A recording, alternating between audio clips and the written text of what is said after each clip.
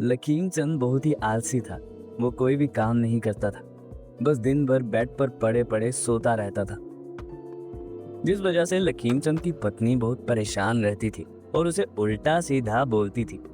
लेकिन उसे अपनी पत्नी की बातों का कोई भी फर्क नहीं पड़ता था। एक दिन तुम कोई काम धंधा क्यों नहीं करते? कब तक अपने बाप के कमाए हुए पैसों पर आराम फरमाओगे?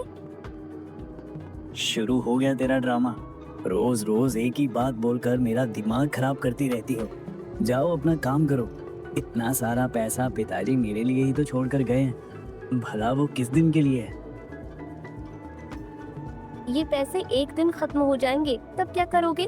और तुम्हारे बच्चों का क्या होगा? कभी सोचा है? हमारे पास इतना पैसा है कि हमारी 7 पुश्तें बैठ कर खाएंगी। तू जा, मेरा दिमाग मत खा। इतना कहकर लकीम चंद सो जाता है।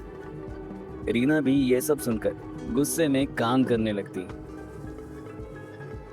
रीना रोज लकीम चंद को काम करने के लिए बोलती है, लेकिन लकीम चंद कुछ भी नहीं करता। ऐसा ही करते करते 2 साल बीत गए और लकीम चंद का सारा पैसा खत्म हो गया। एक दिन अब तो कुछ काम कर लो, अब तो सारे पैसे भी खत्म हो गए। अब हमारे घर में खाने के लिए कुछ भी नहीं है। ये बात सुनकर लकीम चंद चौंक गया और बोला, ऐसे कैसे पैसे खत्म हो गए? मेरे पिताजी इतने सारे पैसे छोड़कर गए थे, मेरे लिए वो कहाँ खर्च किए तूने? मैंने कोई पैसे नहीं दिए किसी को। तुम्हें मैं इतने दिन से कह रही हूँ, लेकिन तुम्हें समझ नहीं आ रहा।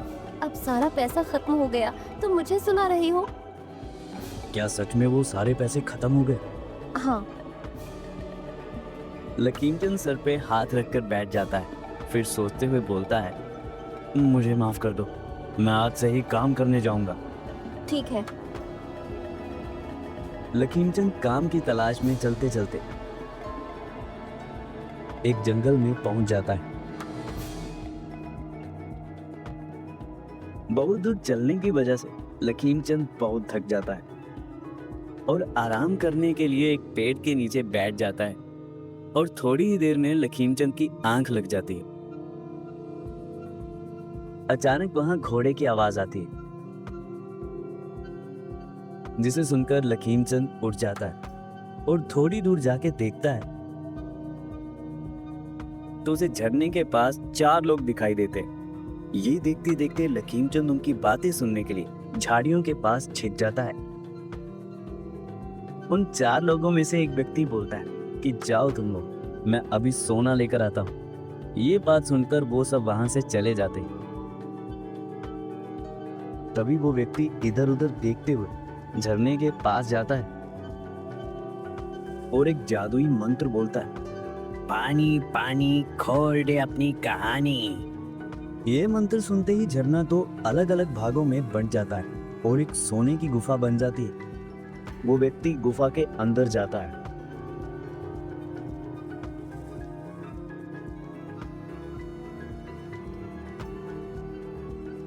लकीम चंद भी उस व्यक्ति के पीछे पीछे गुफा के अंदर चला जाता है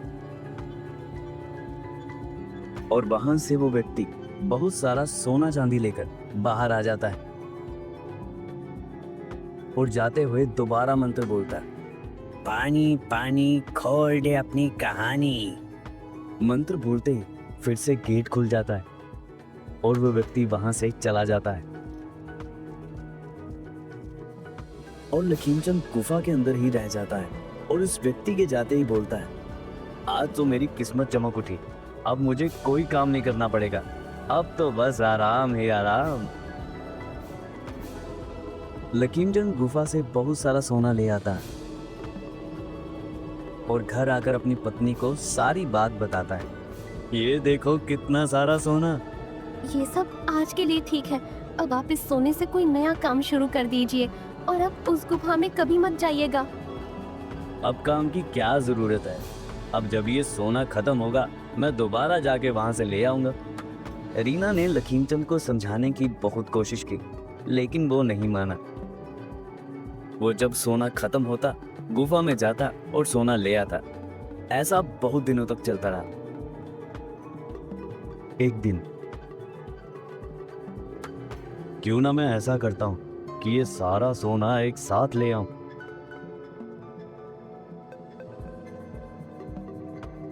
ये सोचकर लखीमचंद गुफा में जाता है।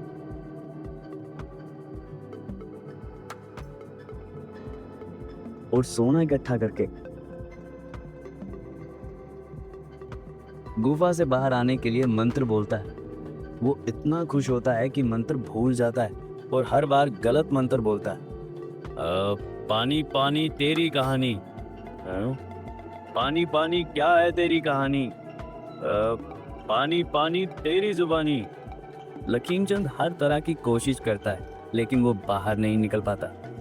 वो रोते रोते एक कोने में बैठ जाता है और बोलता है, काश मैंने अपनी पत्नी की बात मान ली होती और लालच ना किया होता तो आज मेरे साथ ये नहीं होता। लखीमचंद अपने लालच के चलते उसी गुफा में फंसा रह जाता है।